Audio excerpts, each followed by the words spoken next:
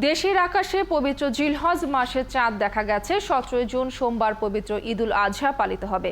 শুক্রবার সন্ধ্যায় জাতীয় মসজিদ বাইতুল মোকাররমে জাতীয় চাঁদ দেখা কমিটির সভায় এই সিদ্ধান্ত হয়। এ মাসেই পালিত হবে পবিত্র হজ।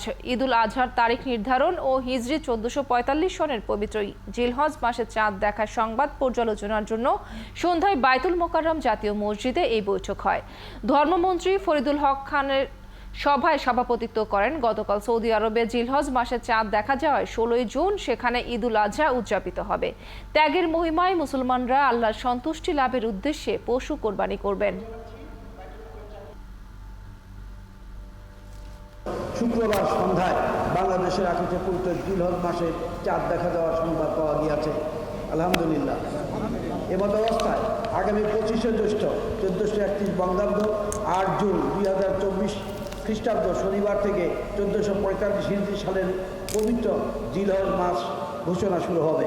প্রেক্ষিতে আগামী 10 জিলহজ 1445 হিজরি 3রা আষাঢ় 1431 বঙ্গাব্দ 17 জুন 2024 খ্রিস্টাব্দ তারিখ সোমবার সারা দেশে পবিত্র ঈদুল আজহা উদযাপিত হবে ইনশাআল্লাহ।